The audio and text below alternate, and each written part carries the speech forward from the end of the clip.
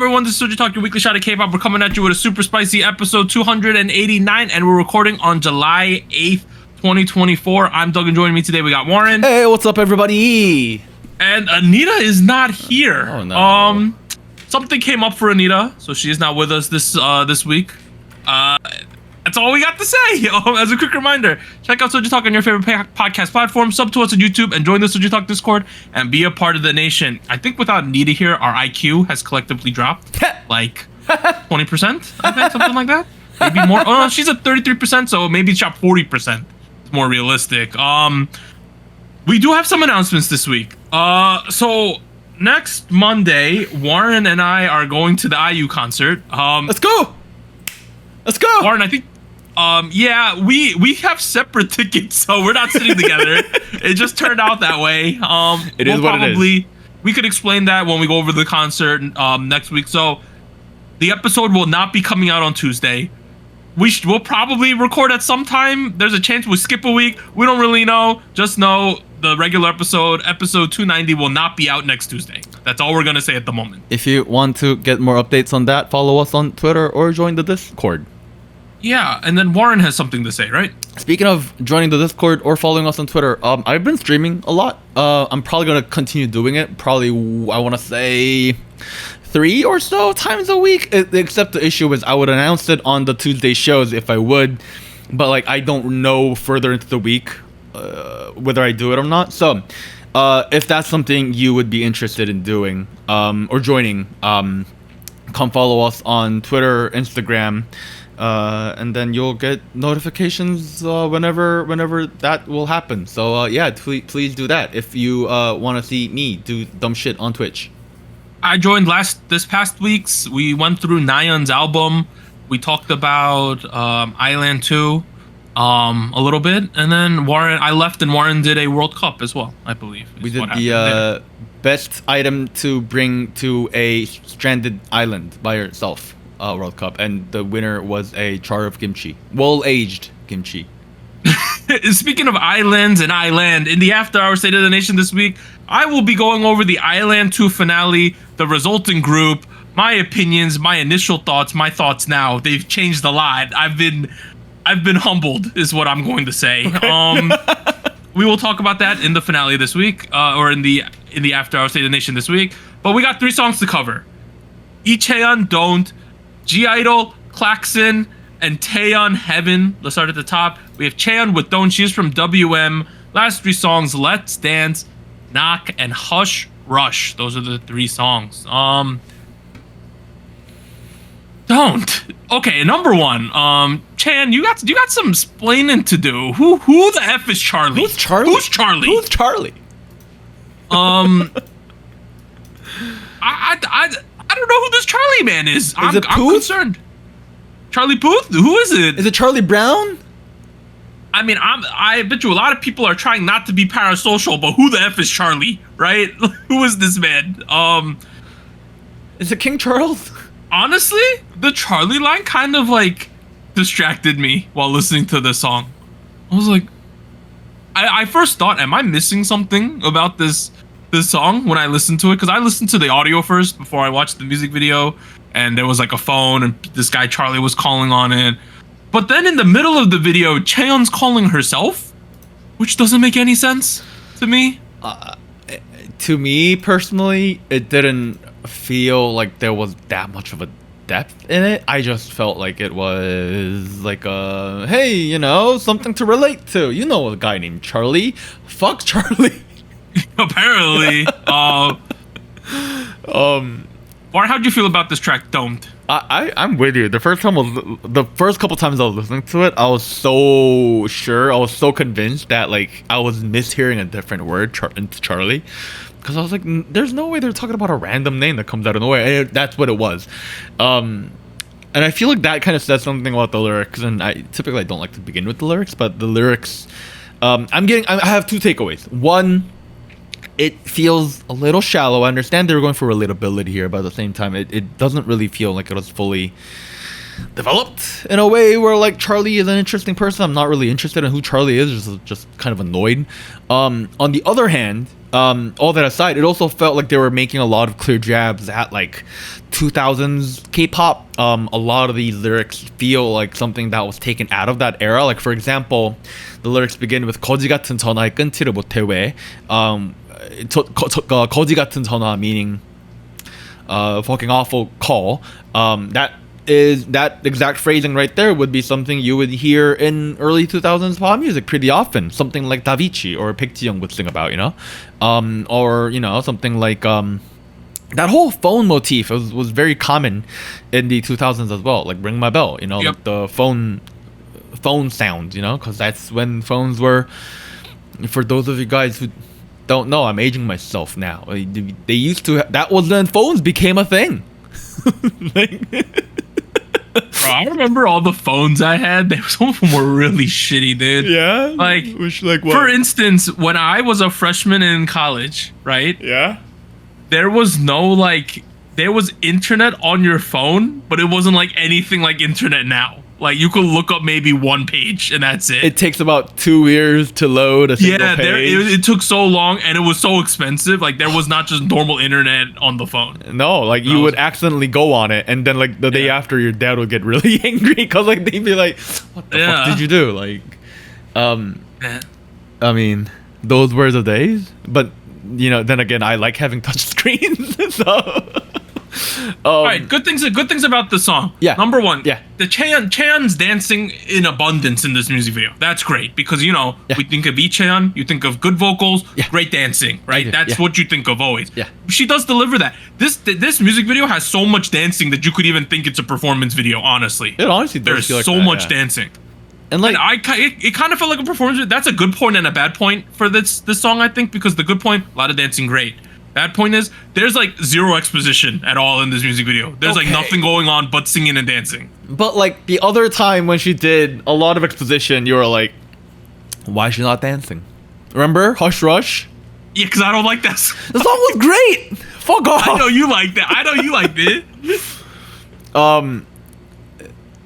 While I feel like a key signature moment like Knock Knock would have been really beneficial here, I still feel like it was very good without that, especially leading into the dance break after the second chorus. Like that was, song aside, that was a cool moment right there, you know, like whatever move she's pulling off, that was dope. I like that. Can we talk about this dance break? I have some feelings about it. You have good feelings or bad feelings? I got awkward feelings.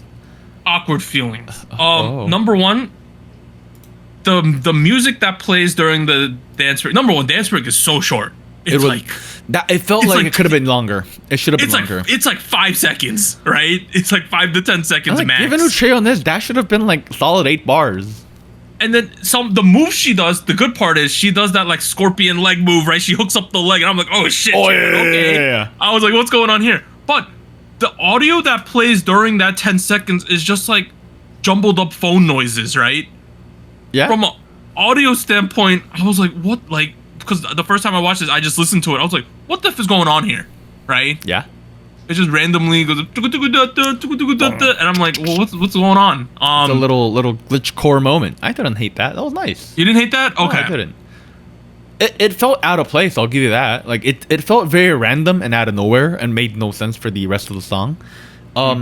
It still sounded nice, and the drums came in with this nice kind of like Y2K-ish booming, you know, drums.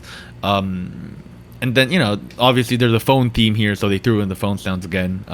You know, that's a recurring motif. Yeah, my main thing is I wish that dance break was like triple the length or something. I do wish it was longer. I really do. Yeah. Because that's a big part of who she is.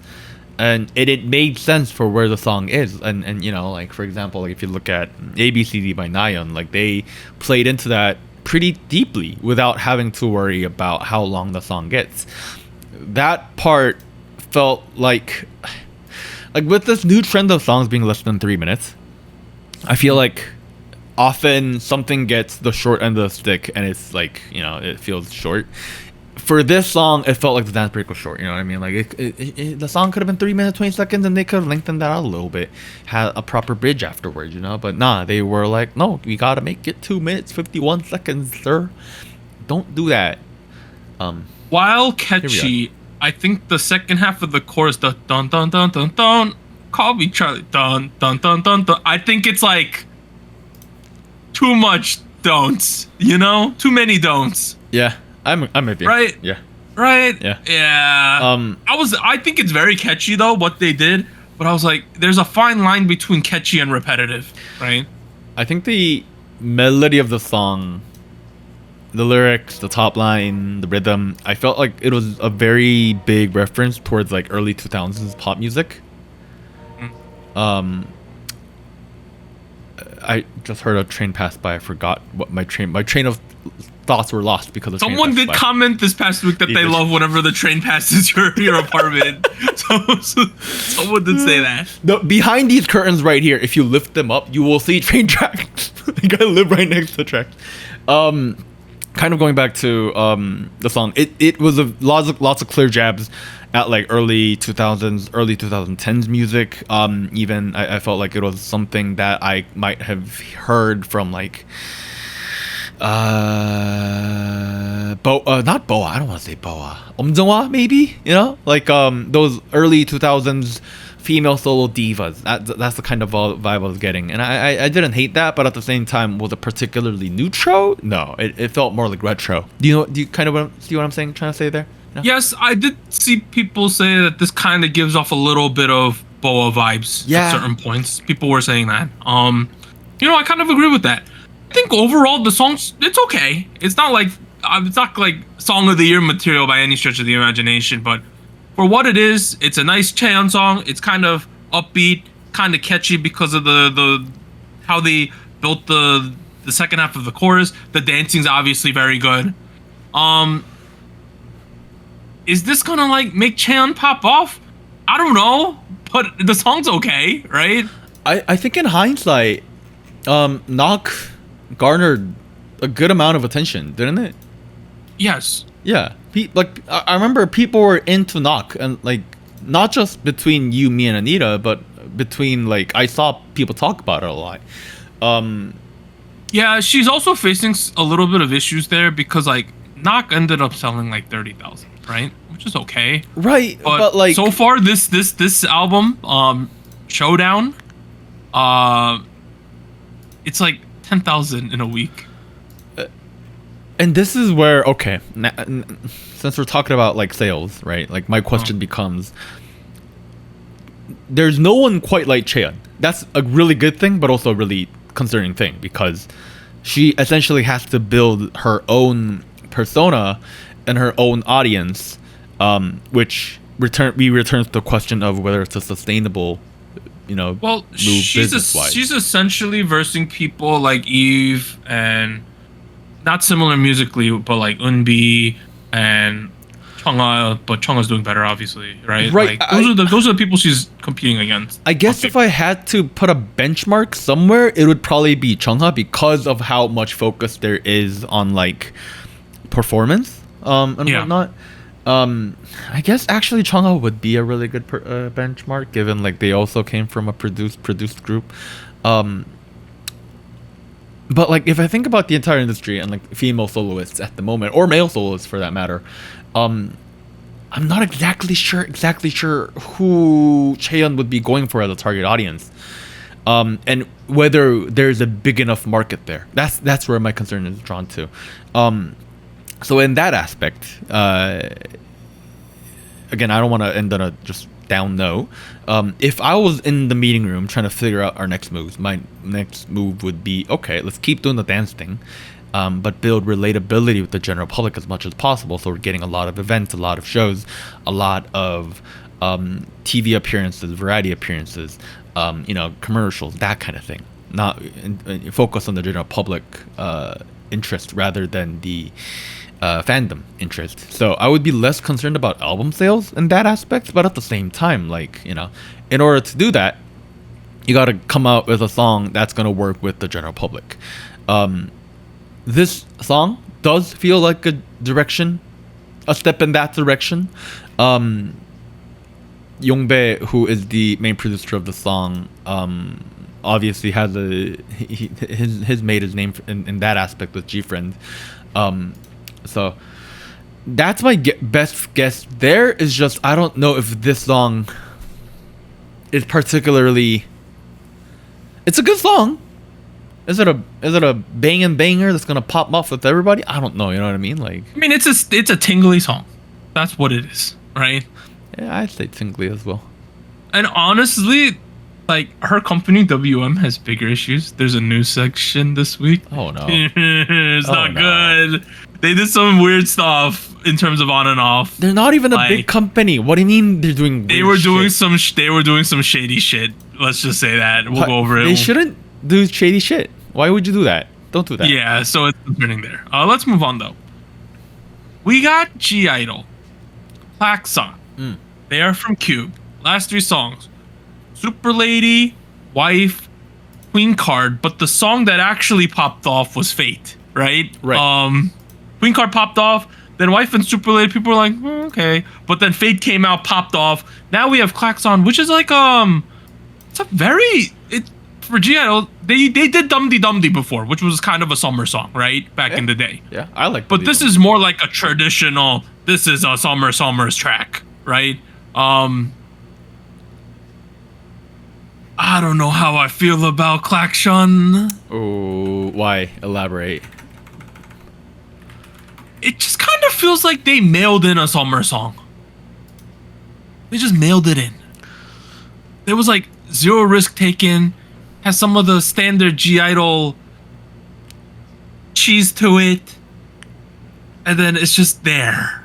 I agree with the G-Idle cheese is there. I agree with it's a summer song.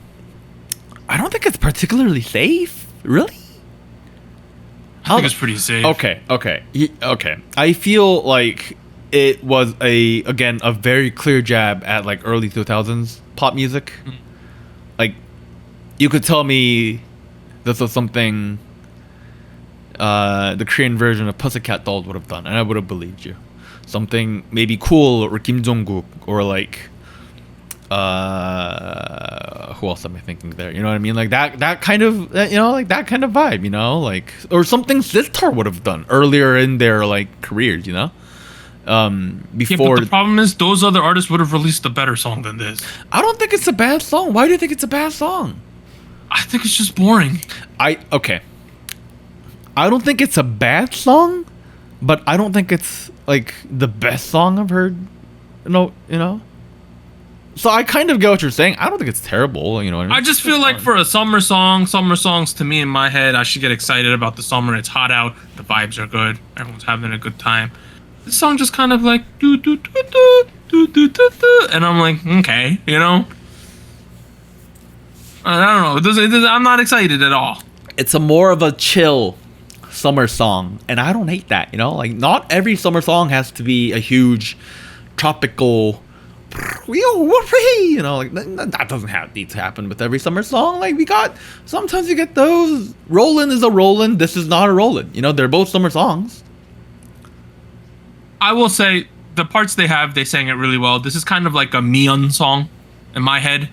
Kind of feels like her parts were very noticeable, right? Oh, yeah. Yeah. Especially the chorus, where like she does the first and she starts off both the first and second runs of the chorus, and third run is start off with Oogie. And by no means do I think Oogie's a bad vocalist. I think she's capable of a lot. I love her voice. But it was very noticeable when she kicked off the third chorus because of how much Miyeon really just fucking stole the stage there with the first 2 runs. You know what I mean? Like, that was good run. Can we talk about Klaxon in Korean, whatever this word is? Klaxon, yeah, Klaxon. Okay, so if you don't know, number 1, what the F? Number 2, apparently it's like a horn you see on like a truck or something, or a boat, just like a loud horn, right? No. In Korean, when you say Klaxon, it literally just means the horn on your car. Like, well, in English, it says an electric horn or similar to a loud warning device. Doesn't mean specifically on a car. I think it's honestly just Konglish. That's what it is. Like, What do you mean by Konglish? They're using the correct English usage of it. No, but like you guys don't. Nobody in America says Klaxon. No, I don't think it's Konglish. I think it's whatever Soyeon wanted to do.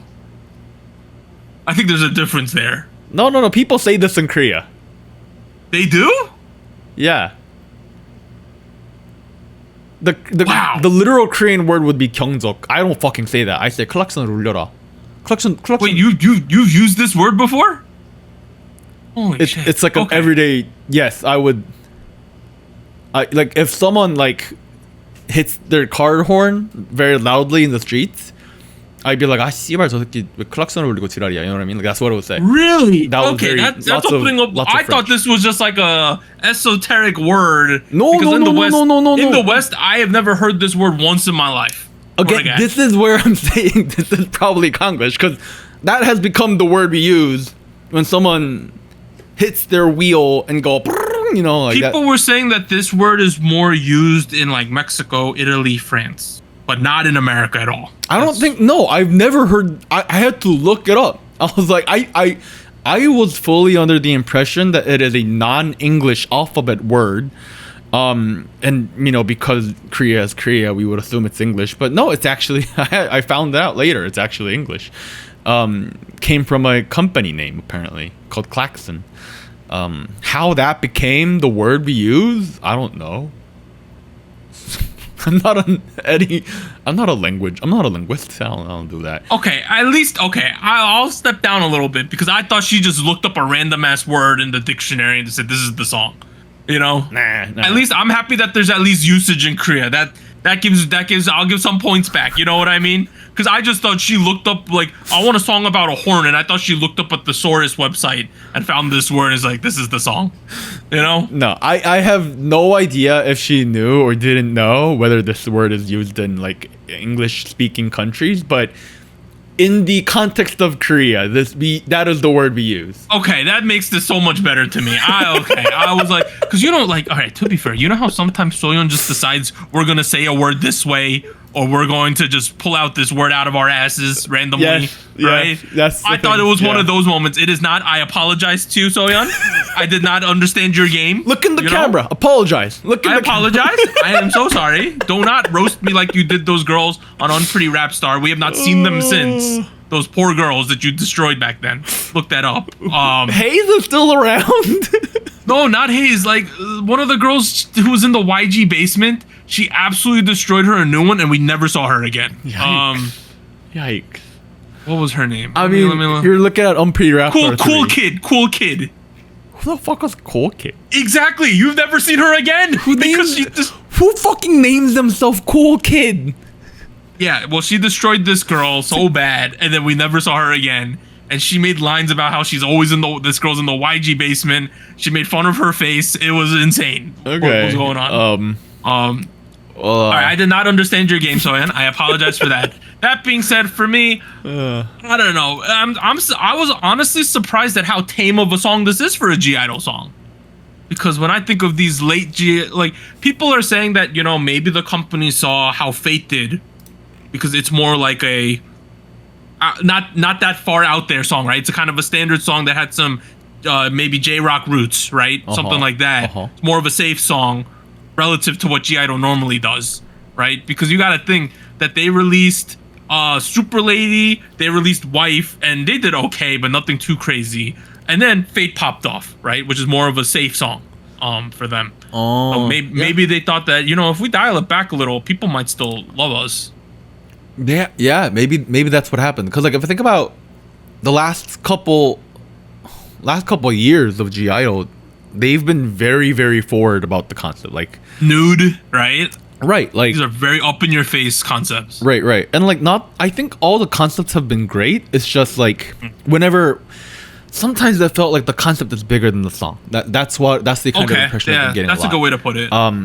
And this time around, yes, there's a very consistent concept. Yes, like visually, they're very, very clearly going for that early 2000s, late 90s summer visual aesthetic. And that's in the song too. It's just all of it feels like it feels toned down a little bit. This feels weird because it's very strong yet still, but Yeah, for her, it does retain the G-idol like quirkiness, dorkiness in it though. A lot of the dance moves, a lot of the delivery, a lot of the the way they say certain words. Production wise, like a lot of the patterns that we saw in the recent G-idol songs is still present. Like for example, like once you hit the bridge right after the second chorus, right? Like Minnie starts doing her little whisper rap thing, and my mind immediately went to Intro to Tomboy. Listen to it. She starts talking, whispering, with a very low-key beat, and my mind went to Intro to Tomboy, you know? Mm-hmm. I felt like there was a lot of moments like that where it was a very clear call-out to the kind of music G has been doing up until this point, but in the visuals and the song itself, a lot of it felt a lot more...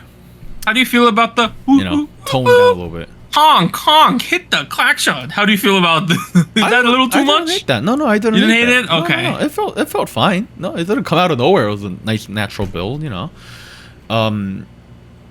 wasn't lazy. Like, they could have done a la there, but they didn't. I don't know. This is just not my type of song, I don't think it's a bad song, but at the same time, I'm just like... Here's what I'll say. Like, there are musicians who will bring back old trends the same way it was back then, and there are musicians who bring back trends, give it their own flavor, give it their own little twist, update it a little bit towards the new trends and whatnot. Klaxon definitely felt like the latter there, where it felt like a G-idol flavor of the kind of music you used to get way back then. I can't really complain there. It's not really exciting per se, nor is it chill for that matter. It's somewhere in between that there's a little gray area in between. That's where we operate. And I don't really hate that. It was nice. I think it was upper tingly, lower spicy ish area, This is low tingly for me, It has the G-idol cheese, and it's similar to my real life. I just cannot handle the dairy lately. Oh, are you? Did you become? I've become lactose intolerant in the last 2 years. It's terrible, dude. I'm popping those pills so you could eat some dairy products all day, man. Just don't eat dairy products. Yeah, I try not to. But they sell pills so you could. You know what I mean? Yeah, like the lactate. The lactate pills or whatever they're called, or the chewables or whatever they are. I've become so lactose intolerant the last 24 months. It's crazy. Before my entire life up until I was 30, it's completely fine. Dairy out the wazoo, no problem. Now, I'm effed up, man. I'm effed up. I'm so sorry to hear that. Ice cream is one of my greatest pleasures of life, and I would not be able to give that up. My mom too. Last 2 years, popped up. At her age? Yeah, she's in her 60s, dude. All of a sudden, lactose is not a thing anymore. I thought people who develop lactose intolerance later on do it before they're 35-ish. I don't know. Yo, your mom's living a young life. She's all of a sudden more sensitive too. And I think my dad might be, but he just chamas. He just doesn't give an F, and it doesn't affect. There's one funny thing. When I was growing up, Asian dad. When I was growing up, this is an aside. We're gonna make an aside today because Anita's not here. Yeah. We gotta fill more time. We went to Melting Pot for the first time back in the day. Oh my god. Okay. We went to the Melting Pot. At the time, I was fine with dairy. My mom was fine with dairy. When you go to Melting Pot, they have a bunch of shit, but the main thing is you eat fondue at one point, right? Cheese fondue. You eat cheesy ass fondue. Cheese fucking fondue. Creamy. All of a sudden, my sister and my dad just kept going to the bathroom for an hour straight. And I'm looking at my mom, I'm like, what's wrong with them? Are they? I was so confused. I had to be 12 at the time. That's how I learned what lactose intolerance was. Oh my god. Yeah. I'm so sorry about that.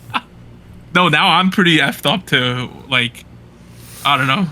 But how we started here, I was talking about the G-idol cheese. Similar to my real life, I can't. My body does not process the cheese too well, so that is why this is a low tingly for me. That's a thing. Korean adults still don't understand. They're like, drink milk. It'll make you taller. No, I'm gonna live in the bathroom then for 3 hours. We're gonna drink this milk. No, they're like, they don't know what that is. I think I know what the word is in Korean. It's just like I'll talk to my aunt about it. She'll be like, oh my god. My sister had that problem when she was living in Korea. Yeah. She basically explained to them that it's an allergy, not an intolerance. That was the way to explain it. And then they'll be like, nah, not a thing.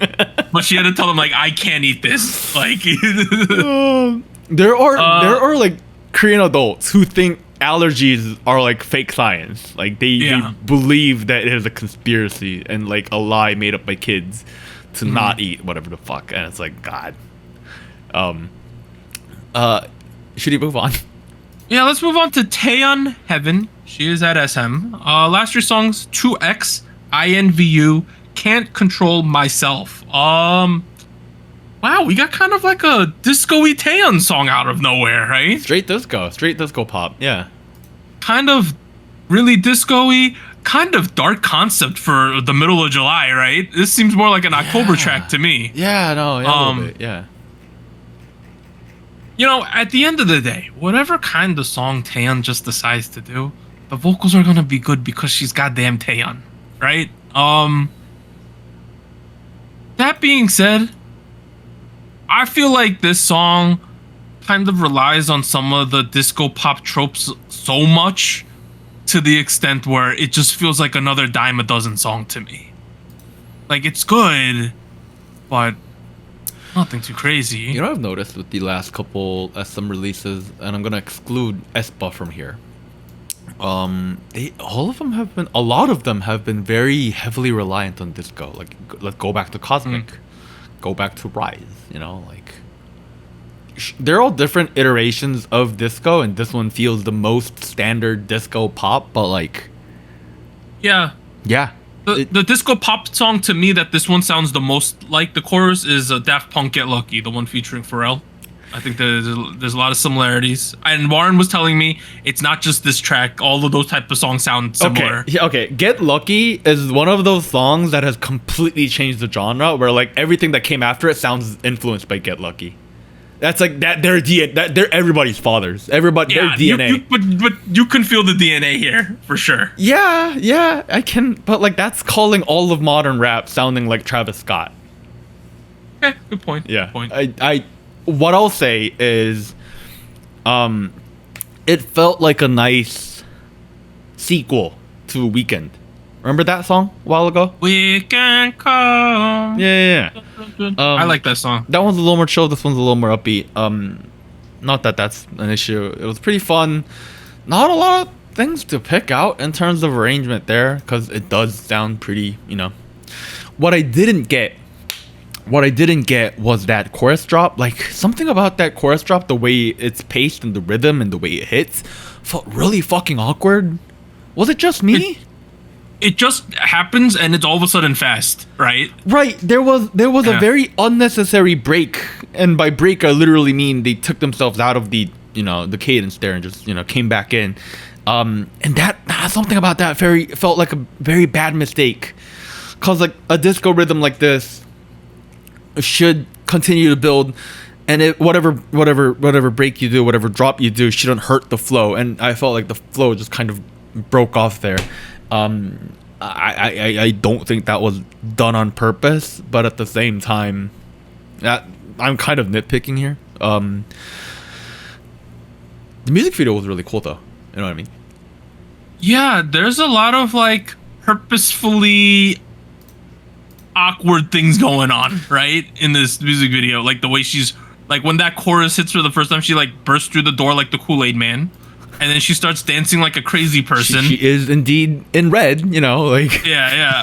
And then she does a spin and like her long hair snapping all over the place, right? Yeah, that was kind of crazy. Around. And then she's murdering random objects throughout some of these verses, right? She's chopping veggies.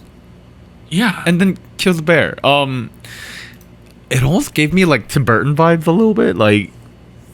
There's like certain uncanny valley shots in this music video.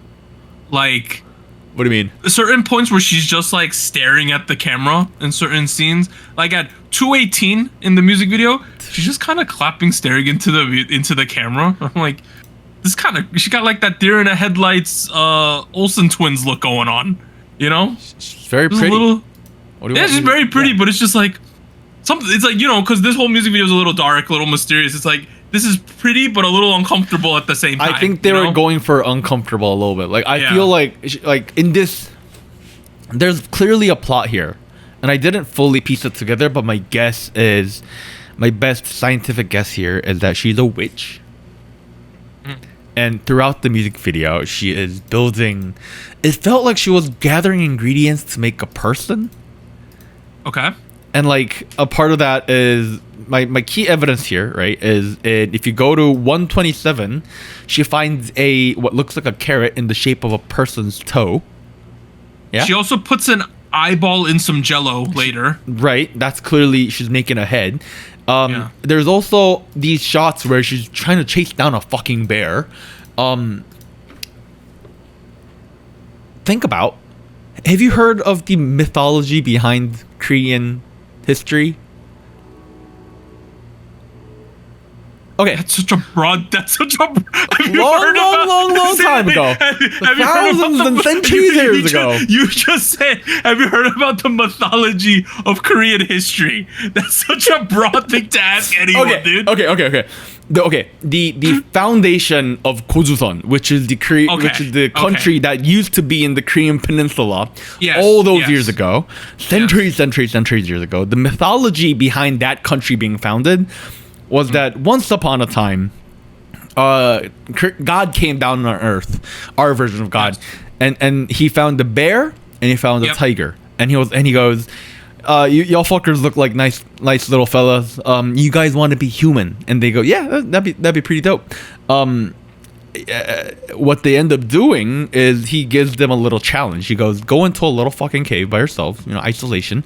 You will eat nothing but garlic and chives for 100 days, and if you succeed, you're gonna come out, you're gonna be human. If you don't, well, fuck off, you're not good enough. Bear succeeds. Bear was wise, good man, or lady, because she becomes a lady and she gets married and they have the kids that found the first country. That's the idea there. But the part where the bear eventually becomes the first human that was chosen by God, like our version of Jesus a little bit, or Mary, I don't know, I mean, like, that's a key part of our folklore.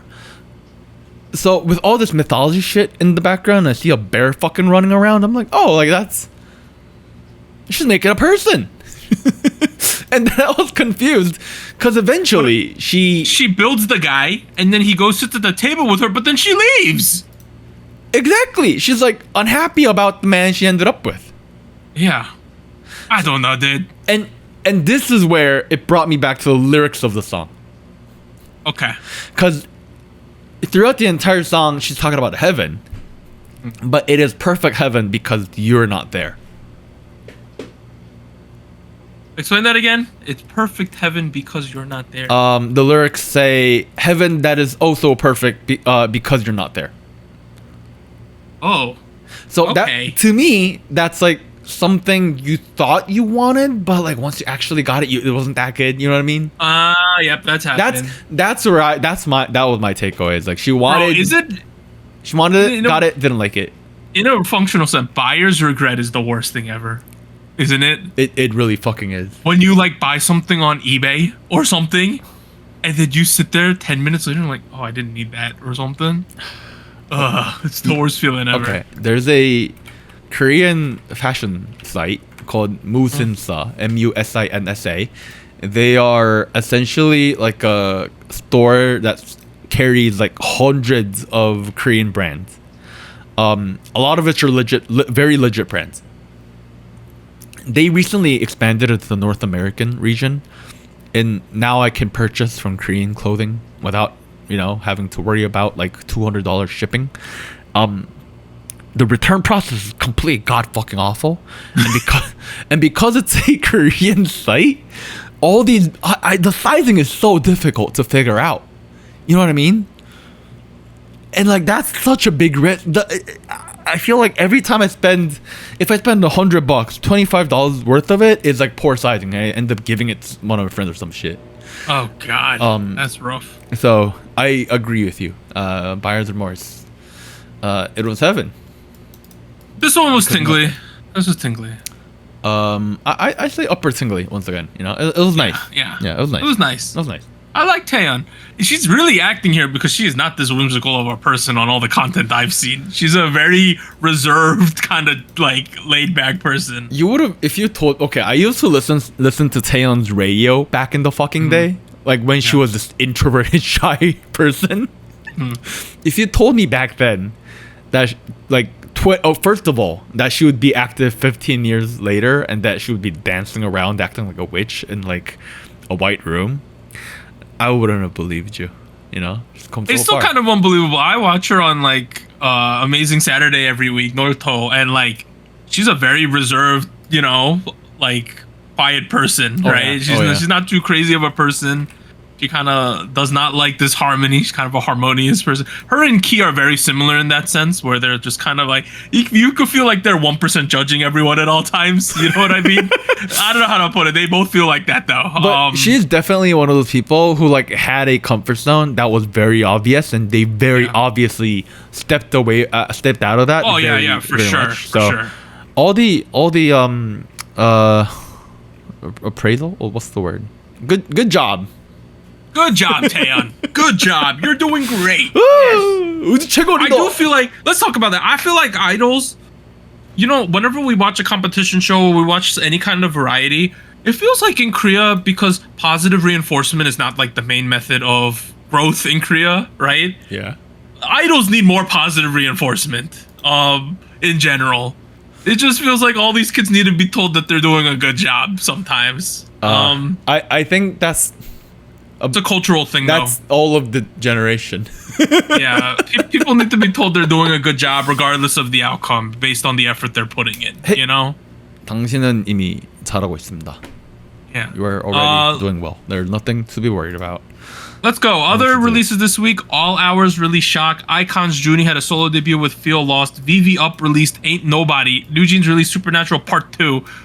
Maybe on the next stream we should watch that, talk about it, because yeah, people want to know what we think about that. Why did you end up skipping Supernatural? I keep forgetting about that. It was a good song. Well, I liked it. I didn't put it on the chart this week, and the last time it was on the chart, it lost. Oh, did it? No shit. It did lose when it was on the chart. Well, that's all of you guys. No. TO1 leader Jane Lee had a solo debut with ZZZ, like sleeping Z, like me. That's what his song is called. And then Extraordinary Heroes released The Love and Fear. You were way too good at that sleeping sound. Don't worry about it, dude. I practiced. Why? Spice King last week. Nyan ABCD picked up his third crown, entered the Hall of Spice. Second place, Red Velvet Cosmic. Third place, To Us. If I'm Your S, Can You Be My N? New candidates to the 3 songs we covered: Chaeyeon, Don't, G-Idol, Klaxon, Taeyeon, Heaven. Oh God, I gotta make a chart. I can't just keep voting for ABCD anymore. You were taking the easy way out, but it's caught up to you, buddy. Red Velvet first. With Cosmic. I got Kiss of Life second. Kiss of Life on second. Yeah. With Sticky. Sticky's like a song. Sticky. And I'll put... No, let me do that. I'll put To Us in second, Kiss of Life in third. That's my chart. Okay. Not a terrible chart. Not too far off from what I have. Let's just shuffle that around a little bit, shall we? I am kicking off with number 1. I have Kiss of Life Sticky. Wow. This is... It's been a very sticky song. It's been something I come back to very often. It's a fun melody. It's a good vibe. It's been fucking hot in New York here, so it's very appropriate. Bro, it has been so hot and humid. It's crazy. And then in a couple of days, we're getting the hurricane rain coming too. Bro, I'm like, yeah, it's not been terrible. that. Yeah, terrible. Yeah, my butt is sticky at all times. Every time I look outside, it looks very nice. So I'm like, oh, I should go for a walk. And you're just gonna sweat through your shirt and get swamp ass. Yeah, the moment I do, I'm like, fuck, this is fucking terrible. I'm gonna go back in to where I have AC. Yeah. Yeah. Sticky, first place. Good song. Second place, I have If I'm S, Can You Be My N by TWS. Again, this is I think it's a good song. I will admit I'm not listening to it as much as I did when it first came out, but you know. I agree with that. Still though, I mean, like whenever I come back to these songs on Mondays, this is continuously a song I will not skip. So hey, I think that says something. On third place, I have Cosmic by Red Velvet. Love the changes, love the good mood, good vibes. Yeah. Hey, it's just a good song, you know? It really is, yeah. All right. We don't have an Anita vote, but we do have the SojuTalk Nation Gochu Gang. They voted. In third place, they have Kiss of Life Sticky, 36 points. Second place, they have Taeyeon Heaven with 47. Wow. And in first place, they have Red Velvet Cosmic with 80. A lot of points there. As a result, third place with 6 points is Kiss of Life. No, third place with 6 points is To Us, If I'm S, Can You Be My N. Second place, 7 points, Kiss of Life Sticky. Shout out to everyone who wrote that in. That wasn't even like a regular candidate on the poll. I think that was one of the very few times where like a write-in candidate actually gets on the chart. So shout out to all of you guys that did. That was crazy. And in first place with 11 points, picking up their first crown, is Red Velvet Cosmic. Boom. Boom. All right, Warren, we're at show winners. Hit us with them. Yeah. We have some 2 major show winners this week. First off, you have To Us with If I Am an S, Can You Be My N. They got 3 wins off of the Show Champion and Music Bank. We also got Rise. Wait, no. Rise. That's Young-G. That's Young-G. Young-G with her single Small Girl featuring Dio. She won off of M Countdown, Show Music Core, and Inkigayo. So shout out to Young-G there and Dio. Yeah, dude, I love what To Us is doing so far. Yeah, it just feels great. I think Rise is doing great. Maybe we should hit one time in the post show talk about all the rookie-ish groups. You know, the ones that debuted last 2 years. And see where we could like give them stonks. Where are the stonks going with each of these groups? Okay. All right, that ends part 1. So just like episode 289. We'll be back after a short break. 3, 2, 1.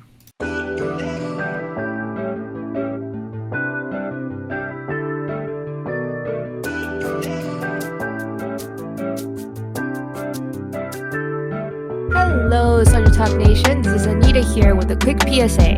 If you would like to support SojuTalk Kpop Podcast, please like, subscribe, or follow us on whatever platform you're using. And consider joining our Patreon at patreon.com/SojuTalk or donating to us at paypal.me/SojuTalk. On behalf of the crew and myself, thank you. Now back to our regularly scheduled episode.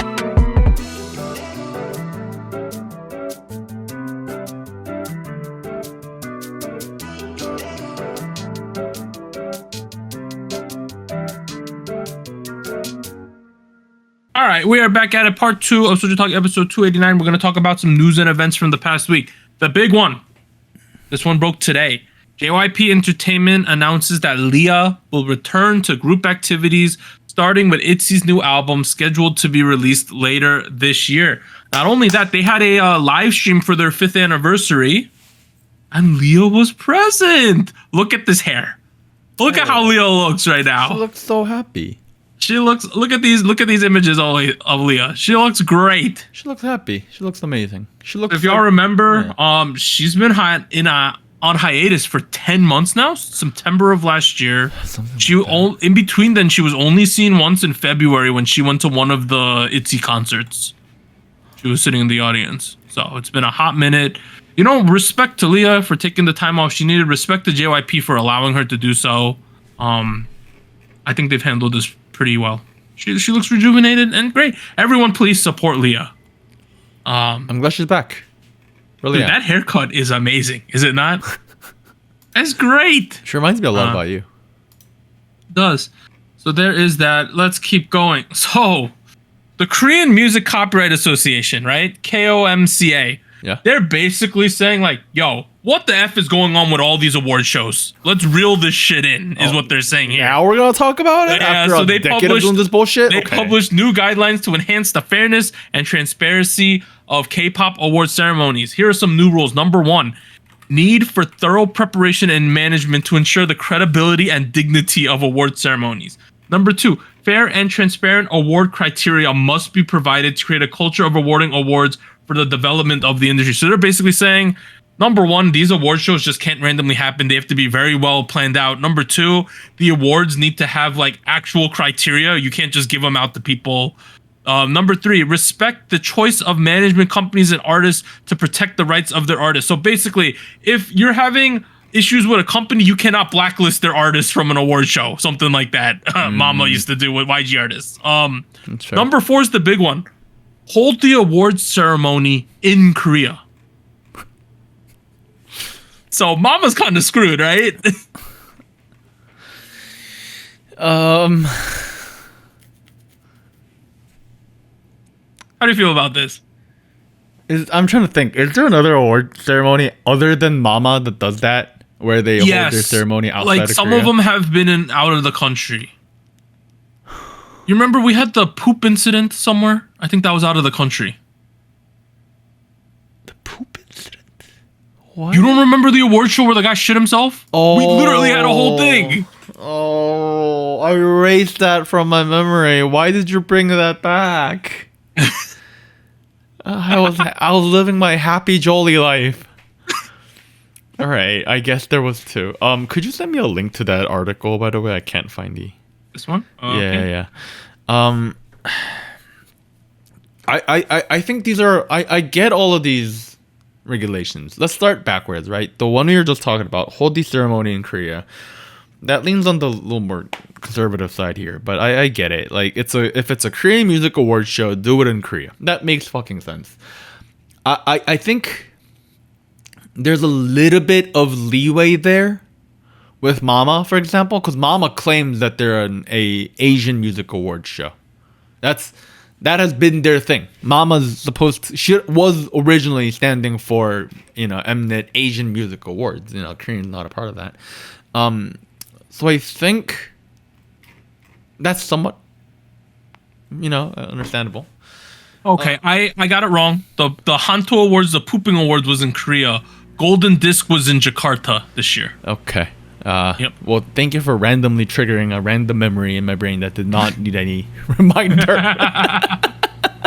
I do think some of these things where we need more fair criteria, you can't blacklist people. I think that makes more sense to me, right? There's a part. I'm looking at the article that you just sent me the link to, and there's a part of it that's not translated, where they part of the regulations also ask for a good amount of cooperation with the government. That feels a little random to me. I don't know why the government needs to really be involved here, especially if a lot of these are private award ceremonies. That one is the biggest red flag. And it's also left up. It's not very specific in terms of what cooperation is needed with the government there. So that we'll just have to see how that plays out.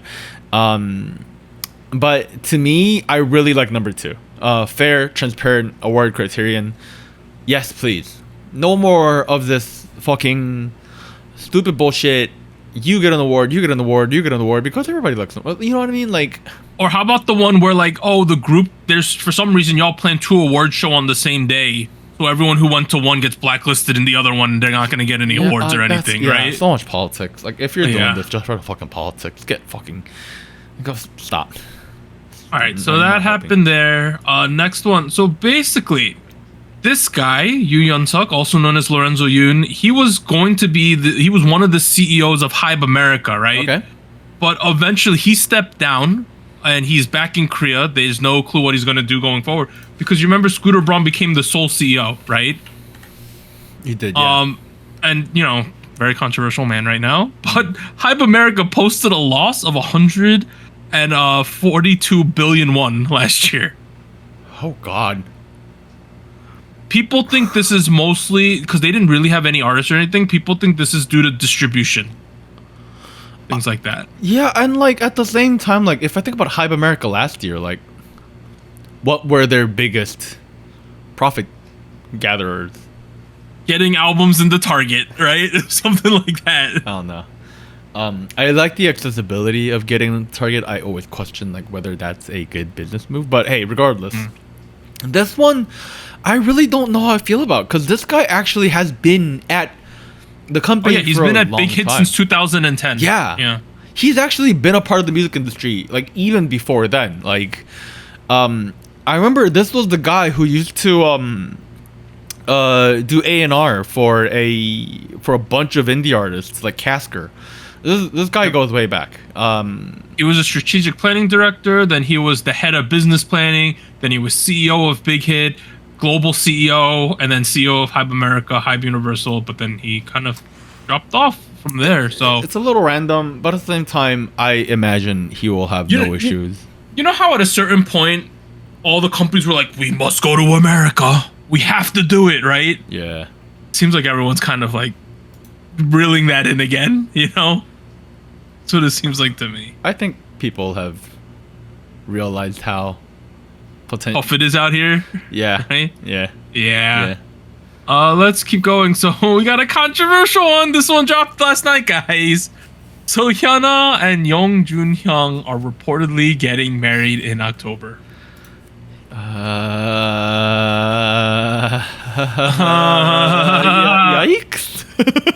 So their sides are both confirming, but this is controversial. I'll explain what the controversies are here, right? You know who Hyuna is. Hyuna had a long-standing relationship with Dawn, right? They were together, they got engaged, they broke up, they got back together, they broke up again. Dawn's in the military now, right? It was announced like a couple months ago that she's dating Young Jun Hyung, who's formerly of Beast, the group is now known as Highlight. So let's go through him, right? Because he's the controversial one in this thing. So a couple things came out yesterday. He got brought back up in the media. People wanted to find out everything about him, right? What's going on with him. Yeah. So the first thing they found out, it is confirmed that Young Jun Hyung, formerly a member of Highlight and Beast, is part of MC Mong's division. According to industry insiders, on July 8th, Young Jun Hyung's personal label, Black Media, is apparently a subsidiary of Big Planet Made Entertainment, part of Big Planet Media Group. That is the company that's kind of dealing with all of the Baekhyun, the CBX stuff. It is. Yeah. It is also home to Big Planet Made is also home to Lee Seung-gi, Lee Soo-gun, Taeyeon, etc. In October of 2022, Yan Jun Hyung announced he is establishing his own label called Black Made. Since then, he's done various stuff. Per insiders, apparently the label was set up by Big Planet Made and has been supporting him behind the scenes.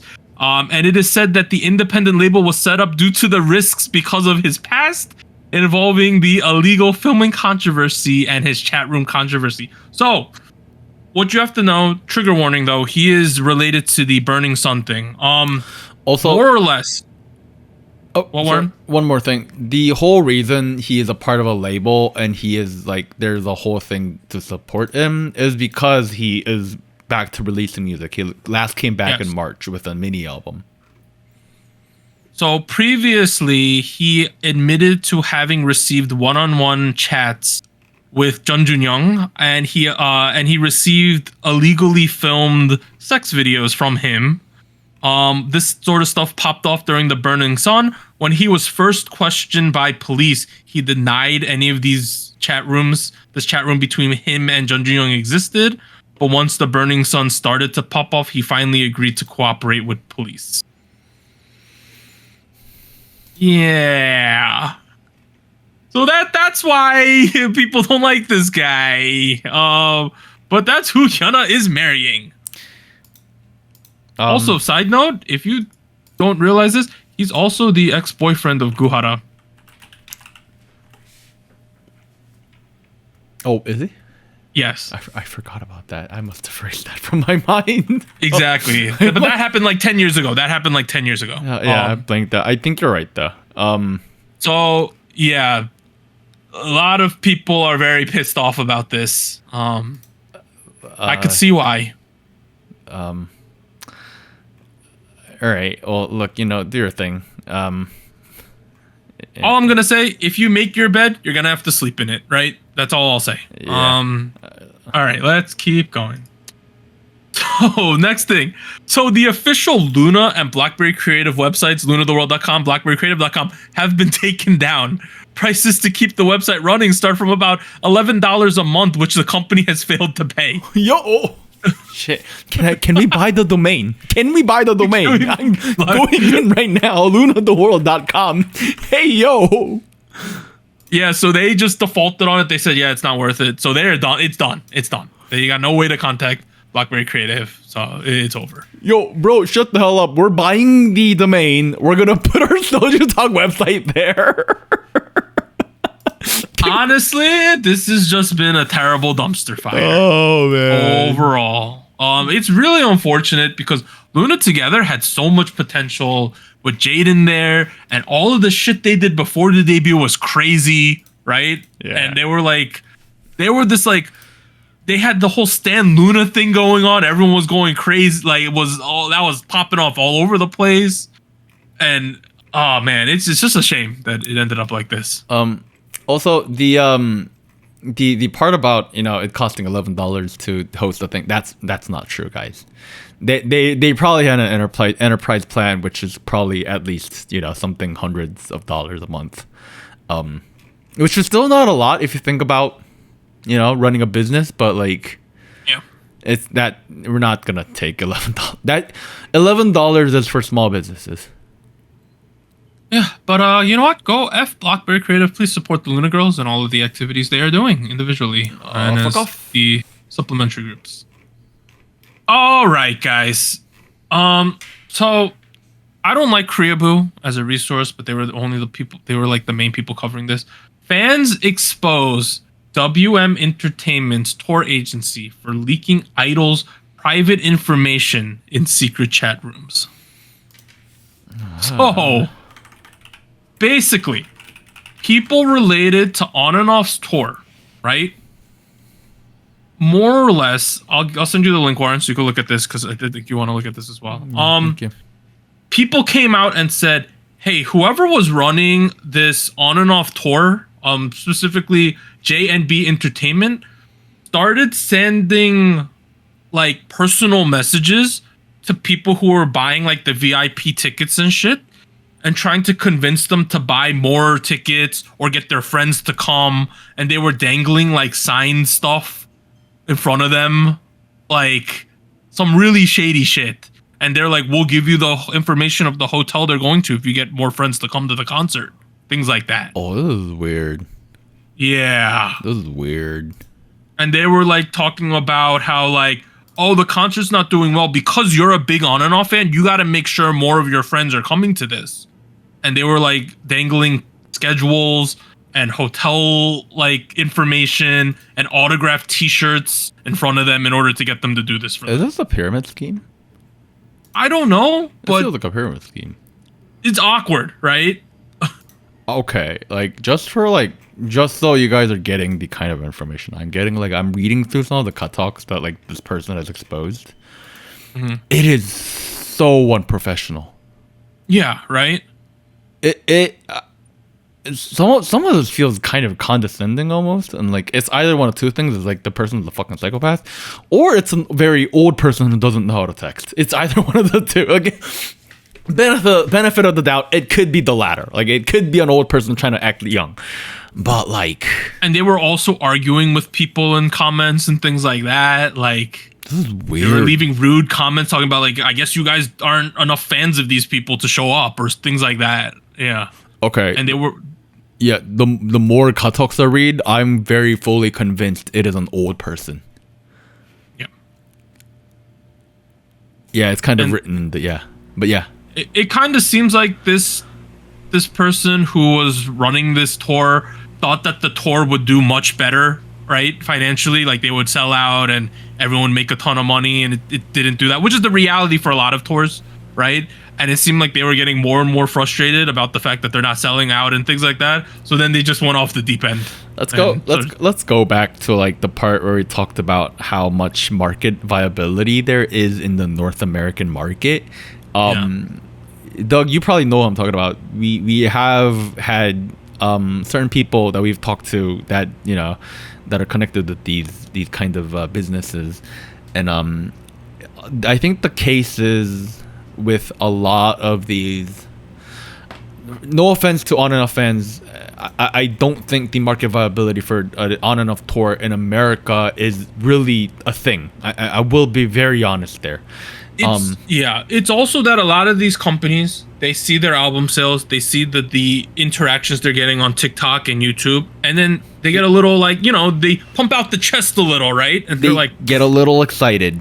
They said we could fill 5,000 seaters in America. Can right? you in like random ass little cities? Then they book 20 dates in like 30 days in America at these big 5,000 seaters, and then after 2 weeks of the sales, they've only sold like 1,500 in each venue, right? And they're pissed because the tour company they're working with on America is saying like, oh yeah, you guys could fill 5,000, no problem. So they got them into paying for these venues. And then this happens, right? Yeah. It's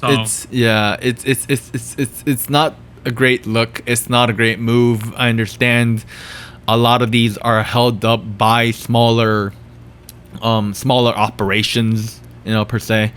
They're going through the growing pains. Over the last year, we've seen a lot of I've heard a lot of stories about ridiculous things happening at these concerts, things like that. Like staff getting aggressive, they're not getting the benefits they bought, things. And honestly, at the end of the day, even though WM Entertainment hired this JMB Entertainment to run this tour, it's still the responsibility lies on WM Entertainment to make sure who they're hiring is good, and things like that. Yeah. And to protect the artists, because if this JMB Entertainment, they're probably the ones who booked all the hotels for the group, and if they're leaking that's crazy, right? It's kind of fucked up. Yeah, so this happened. Bad look for WM. Yikes, right? This is a bit of a yikes. I understand this is probably on this company called J&B Entertainment, but WM needs to step in and kind of figure this out. Crazy. Let's keep going. So, BTS Jin will carry the torch of peace for the Olympics. He will be a torchbearer in the 2024 Summer Olympics in Paris. He will be a torchbearer at the Olympics in Paris. He plans to travel to France as well. The date and location of his torch running is unknown at the time. Nice. Okay. Hey. Olympics. Hey. Let's go. Hey, we might not be playing we won't be playing soccer in the Olympics, but we will have Jin bearing the torch. Yeah, so it's kind of a shame, right? Because the U23s is kind of the sweet spot for Asian football teams. You know what I mean? Where they're still competitive. U23s. I know I'm smiling right now, but I'm so fucking pissed off at the Korean Football Association. Fuck all of you. Yeah. Also, F the American Soccer Association. We're ass too. Oh, we're really? terrible. We crashed out of the Copa in the group stage. Oh, that's fair. We're bad. Everyone's bad. Additionally, I want to give a shout out to B-boy Hong Ten. He did qualify for the Olympics. Nice. He is a 41-year-old man who's going to be breakdancing at the Paris Olympics. That's kind of crazy. Isn't that crazy? He's one of the OGs. I was watching his videos in 360p in 2004, on YouTube when YouTube was just starting. Yeah, he's like a legendary b-boy. He's the only Korean to qualify for the breaking. Let's go Hong Ten. He won the silver medal in the 2022 Hangzhou Asian Games. So, hey, he's been around for a hot minute. Hot minute. He first became well known in 2002. He won Battle of the Year in Korea back then. Oh, that's crazy. Yeah, he's been around literally 20 plus years in the scene. He qualified for the Olympics. Let's go Hong Ten. Korea's probably going to do well at the things you would expect them to do. Archery, judo, taekwondo, shooting, fencing, right? Things like that. Yeah. But I don't know. There's no real big new stars right now that we're promoting, as far as I could tell. Nah, that doesn't happen until we're a month into the games. Yeah. But it should be excited. I'm waiting for the Olympics to start. Yeah. Yeah. Let's go. Next thing, Taeyeon will be the MC of Road to Kingdom. Wow. Nice. Wow. Wow. I gotta see who's participating. I haven't watched the Kingdom or a Queendom in a hot second. I don't know. When is this even airing? Road to Kingdom Part 2, Season 2? I heard Road to Kingdom is going to happen like either the end of this year or in the spring of next year, and then actual Kingdom's gonna happen like 6 months later. Okay, wait, no, I'm seeing it. Road to Kingdom is set to happen 2024 September. I have the lineup of groups that are going to be on it if you don't have it yet. Yeah, tell me. We're Tempest, Okay. Ooh, Unite, Okay. Unite. the new 6, TNX, ATBO, 8-Turn, and Zykers. I feel like Zykers or Tempest will probably win it. My bet would be on those two as well, but You never know. we never know. I don't know, then, like, for example, like TNX, I don't know anything about them. And then I'm going to guess that actual Kingdom will probably be in the spring then next year, most likely. Hey, and then you know what we could have in the fall, Mnet? We could have Girls Planet Season 2. You know, with certain trainee who didn't make the group that I'm going to talk about in the post show, right, Mnet? Come on. I think this might be a standalone show. So we're going to the road to Kingdom, but there's no final destination. Okay. I don't. There's nothing they've said about a Kingdom 2. That's stupid. Is it not? Isn't that stupid? Actually, yeah, I just found an article that says and that is planning to have this be a standalone season. All right, then we got to have Girls Planet Season 2 in next year as well. Come on, you could do it, Mnet. All right, let's keep going. Keep going. In terms of like entertainment worlds coming together, so Ryan Reynolds and Hugh Jackman are promoting that Deadpool Wolverine movie right now. Yeah. They're in Korea. They appeared on Inkigayo. They were at Waterbomb. Like, they're all over the place right now. They're having too much fun. They're having so much fun in Korea, it seems like. Hugh Jackman's going nuts, he said. I don't know. They're just having a party, really. Oh, man. Yes, you can look up the clips of all the shit they're doing. They're having a great time. I saw Hugh Jackman getting splashed on at Waterbomb. I was like, what the F is going on here? They were having fun. I like that. Let's keep going. So, Mystic Story is announcing its first boy group. It's going to debut on August 7th. We have the name. It is called ARC. With 2 R's. Capital A, capital R, lowercase r, capital C. ARC. So this group is said to be the little brother group of Billy. So that is what we are getting here. Hey, I mean, we're getting the typography teaser video on screen. I kind of like that. Great It branding. says always remember the real connection, I think is what it stood for. That's fucking stupid. Your 2 R's are stupid. You look like a pirate. I don't like that. But hey, whatever. ARC! Yeah, so that is a new group that you could look forward to. Next one, Pink Fantasy, officially disbanded. The new members are doing solo activities. Some of them are in new groups. We never got to see the bunny, the head of the bunny, which everyone assumed was their CEO lady. I thought that's what it is. But we never got to see their face officially. Kind of sad. Well, now that it's over, you still gonna be there? Come out. Yeah, that's what I was thinking. Next, we got some world tours. Stray Kids, they're going to be doing a proper world tour. They're going to do Seoul, Singapore, Melbourne, Sydney, Kaohsiung, Tokyo, Manila, Macau, Osaka, Bangkok, Jakarta, Hong Kong, and then they're going to be doing Latin America, North America, and Europe. So they're going to be doing a proper world tour. Ooh. This shit is starting in August, and the Hong Kong date isn't until January. So this is like a prolonged, dragged out tour. Probably going to be all the second half of 2024 and probably the entirety of 2025. Ooh. It's better for their work-life balance. So yeah, I ain't complaining. You know, there's like 7 days in between Bangkok and Jakarta, right? Like do you come back to Korea within those 7 days first? I wonder how that's going to work. You could film a music video between that. They might be doing that as well. It is called Damen 8 Tour. How do you feel about that name, Warren? Damen 8. I mean, at least they know how to read it.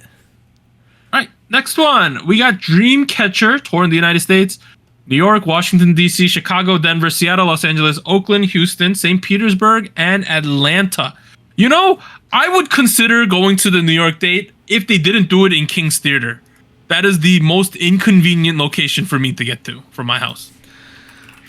Isn't it like it's fully across like the other end of Brooklyn for you? It would be, if I left my house from the train station that I go to this theater, would be 2.5 to 3 hours. Oh, it's in Flatbush. Yeah, that's kind of far for you. Yeah. Probably not going to this. It's too far. It's really far. I would like to go, but it's kind of far. Let's keep going. Next one. Bang Young-gook is doing a tour. He's going to Cologne, Warsaw, Paris, Helsinki, and London. If you're a fan of him, he's formerly a BAP. You can go to this. We also have... So this is that Leo Presents. They have Trends, Craxy, I-Chillin, and Yuche. They're hitting up all of these places. I ain't even gonna list them. They're taking these somewhat lesser known groups and they're going to be dragging their corpses from August 18th to September 29th. They are literally hitting about 30 locations in that time. This is crazy.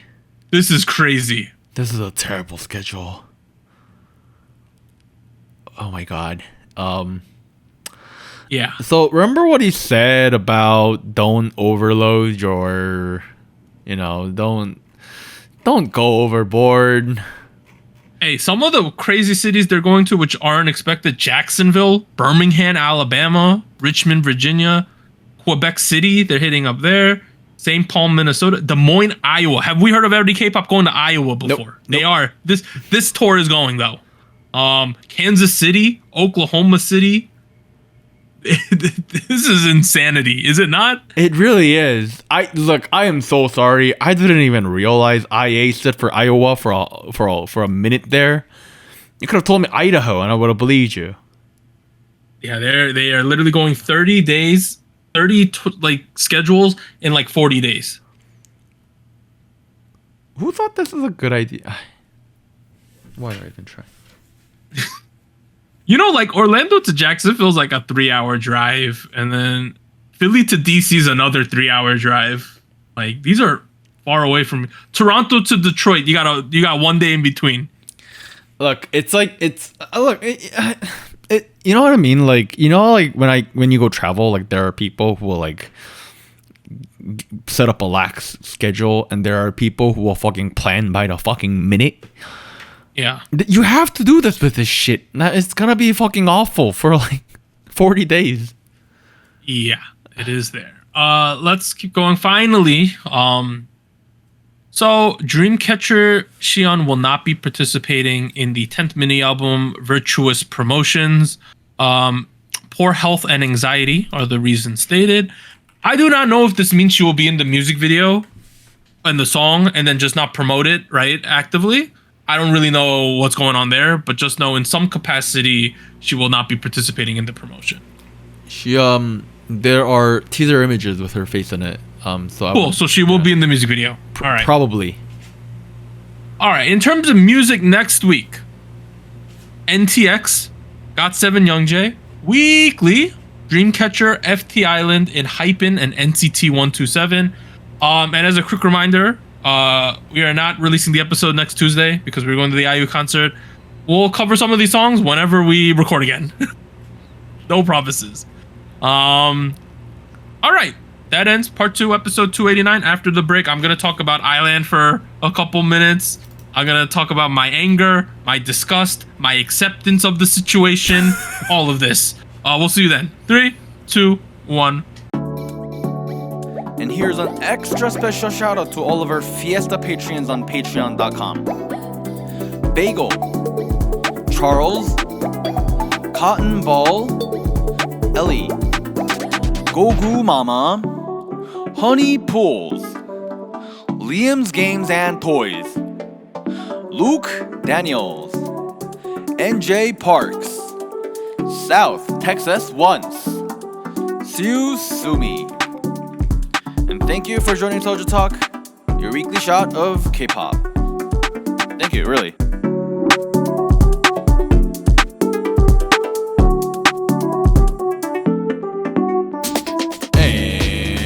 special thanks to our Discord server mods, Jacob, K-Music Everyday, Koala, Max, No Bias Nuda, Tuggles, and Wolf297.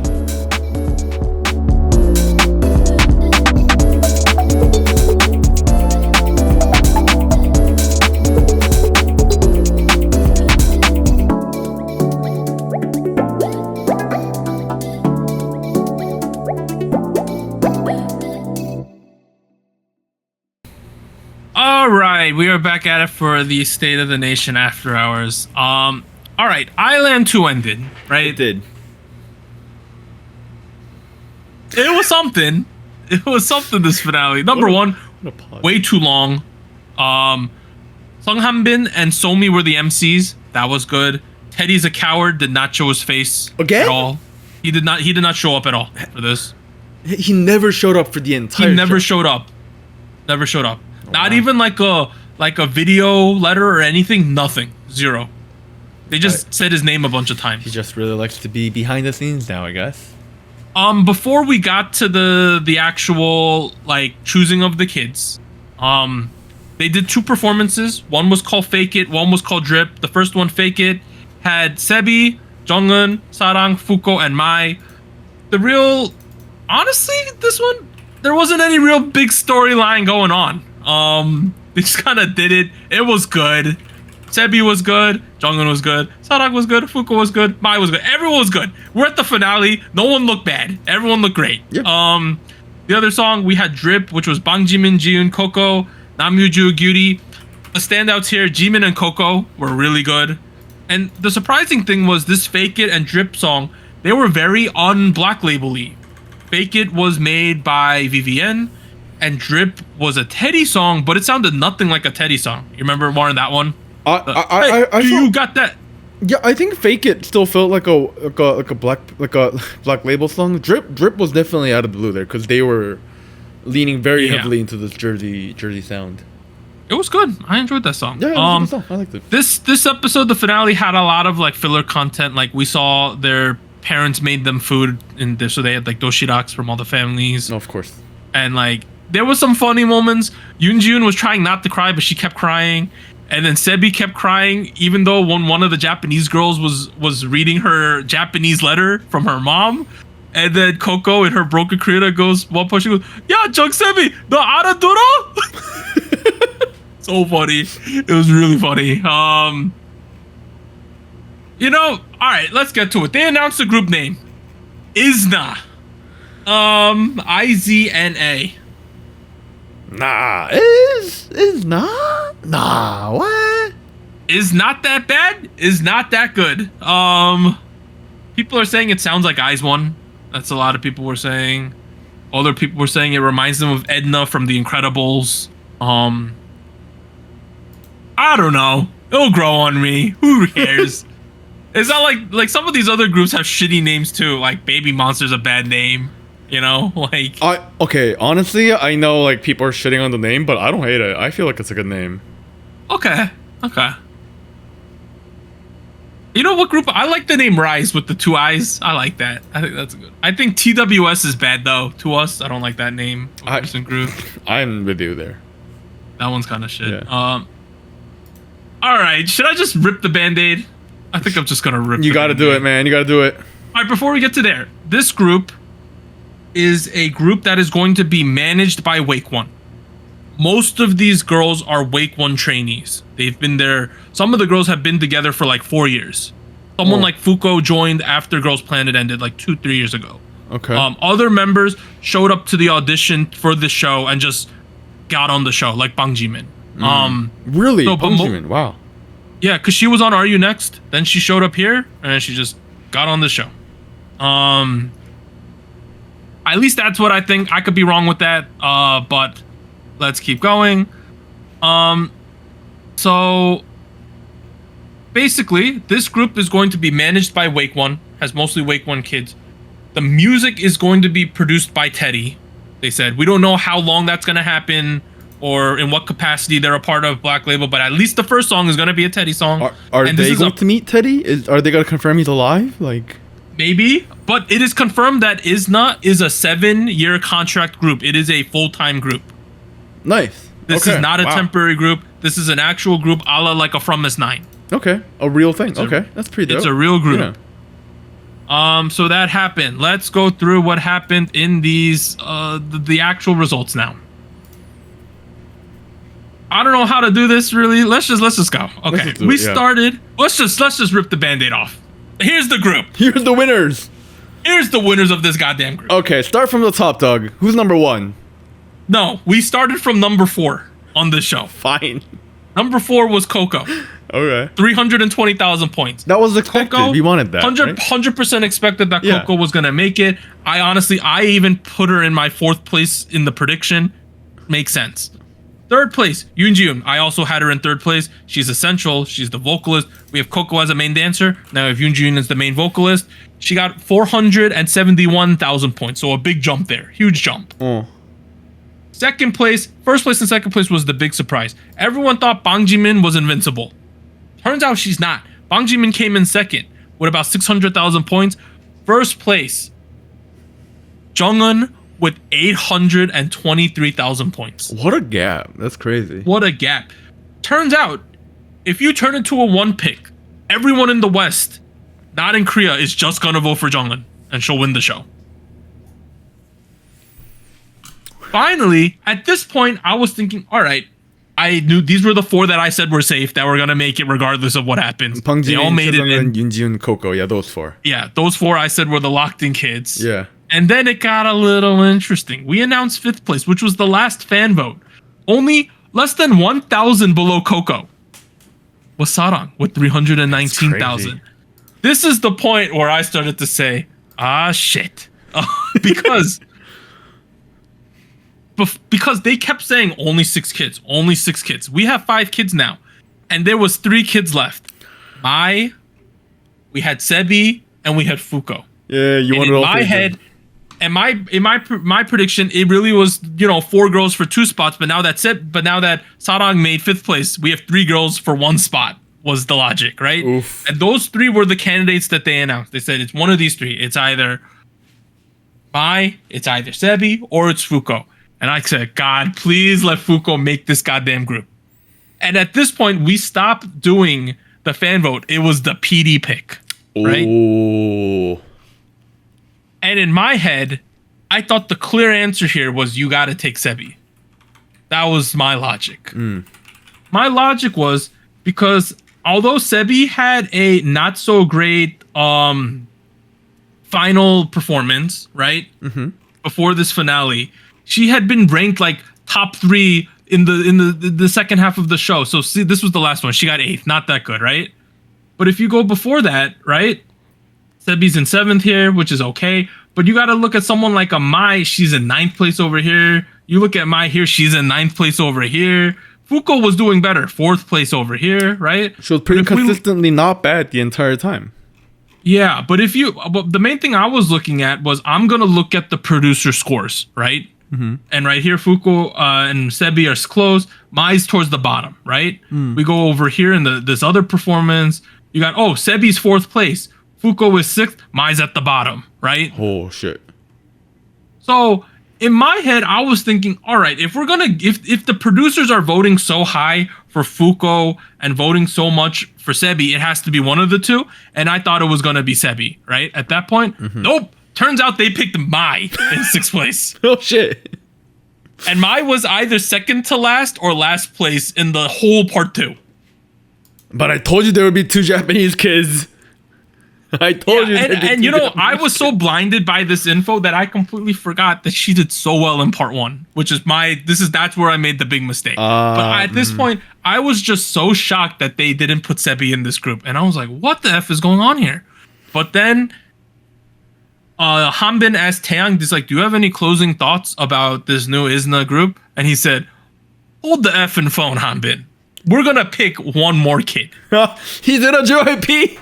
He said, we're going to pick one more kid. And he said, it's in between Sebi and Fuko. Because those are the other kids remaining.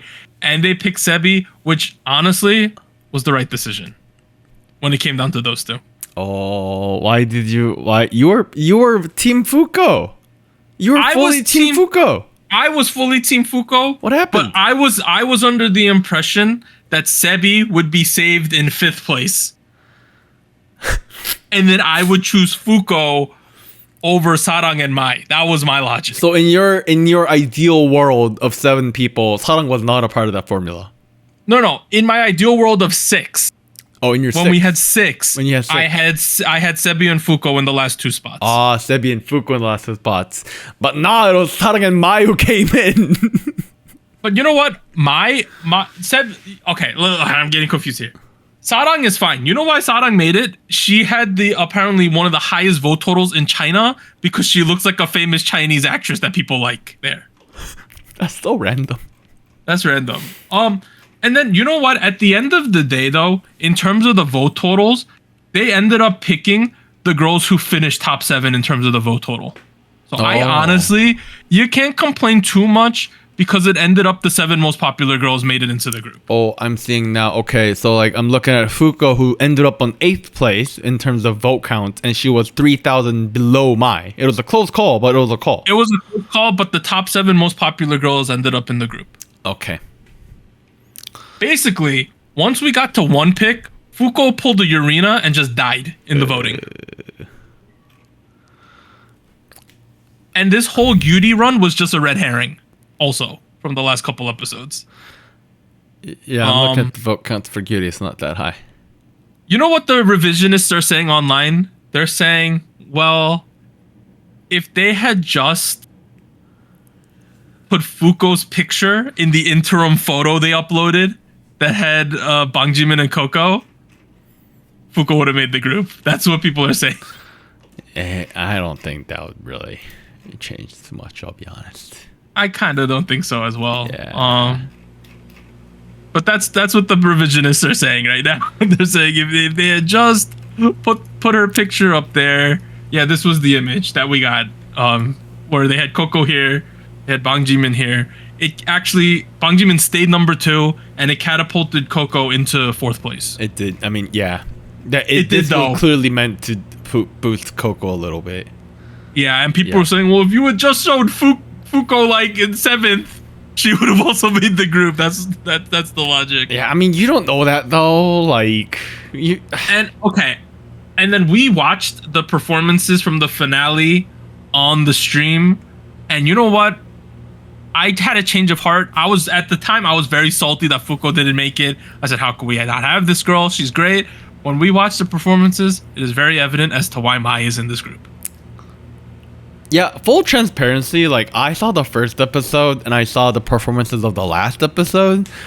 People who stood out to me were Jungin, Jimin, Mai. Coco occasion, actually Coco too. Yeah, those 4. And then every time Fuko came on the screen, I was like, sorry, who that? The problem with Fuko is that she's just like above average at everything, but not amazing at anything. Do you know what I mean? Like, do you want singers? Well, we got Jungin and Jun, right? Yeah. Do you want dancers in this group? Oh, we got Coco and Sarang and Jimin in this group, right? Do you want visuals? Well, we got an abundance of those, and Mai has the most shocking visuals out of everyone, right? So, at the end of the day, I get it. I'm just salty. I think she would have been a good member of the group. Don't get me wrong there. You know? She would have just been there. Nothing wrong with being a filler member. You know, every group needs that a little bit. No, that's right. That's fair. She would have been a filler. Like, she would have been like the leader and filler of this group. But she would have been a good filler. You need good filler. You know? Yeah. She would be like the right back of the group, you know? And you know what? My displeasure, like, I completely forgot that Mai did so well in the first half. I went back and watched her performances in the first half. I get it. I 100% get it. Hey, look, she was on GP289, and then she was on Island 2. Maybe she will try one more time, and maybe it'll work out there. That's why I'm saying Fuko should come out for Girls Planet Season 2 whenever it happens. But that being said, already a lot of the girls who are on the show have opened Instagrams, which means they're not in Wake One anymore. Like, Does Fuko have an Instagram? No, people are on Fuko Instagram watch. She does not have one yet, but other kids do. Honestly, like if I was this close to debuting, I'm going. I'm continuing my adventure. But people are like, unless there's Girls Planet 2, they're not gonna debut a new group anytime soon. That's the risk she faces, right? Yeah, but like, see, the thing is, like, if you're in Wake One, you're a part of this huge CJ conglomerate. You could, that contract could move to another company. You know, there's a bit of flexibility there. I think that's where, being in a company like Wake One, you get a lot of flexibility. But hey, you know, we'll just see. No, at the end of the day, I'm sad that Fuko didn't make it. Also, FMnet, they showed her crying and her mom not crying a lot. It was not great. Yeah, it was rough. Not a great thing. Fuko kept crying. It wasn't fun. Yeah, yeah. But yeah, hopefully, I'm just hoping she does well. People saw her out with one of the contestants today, but she has no Instagram at the moment, so we do not know what's going on. I wonder if she could make a TikTok. Like, is that covered by your contract? I have no clue. Like, are these contracts up to date enough where like they include TikToks and stuff like that? I don't know. What do I know? Well, but, I am sorry to all the Fuko stands. But hey, I know some of these kids in ISNA now. I will be watching their careers with great interest. I'm excited to see what Teddy does. Right? The three tall girl alliance made it with Bang Jimin, Sebi, and Coco. Mm-hmm. Dude, I didn't realize Coco's 174 centimeters. Oh wow, she tall as shit. She's a long person. Taller than me. Hey, I'm gonna be following this group somewhat. I might have joined the subreddit. Maybe I didn't. Maybe I did. I definitely did at the moment. We'll have to see. I think it's exciting. I want to see what Teddy makes for them. We'll give some leeway there. I'm interested in what Teddy does too. Like I feel like there's still a lot of creativity in him that I have been asking for. This is the first girl group stuff after Blackpink kind of focus on the solo stuff, right? Oh my god, Blackpink, yeah. So we will have to see. We will have to. Overall, please support ISNA. Please support any of the contestants who didn't make it. You can find their Instagrams online, other things like that. In terms of the show, Island was okay. There was a lot of evil editing, like tons of it that was unnecessary. I've never seen more favoritism on a show because there was only 24 contestants. There's like 12 for half of it. It was very evident who they wanted in this group. They got what they wanted, per usual. There is that. Well, I'm glad that everybody except for Fuko Yujigiri fans are happy.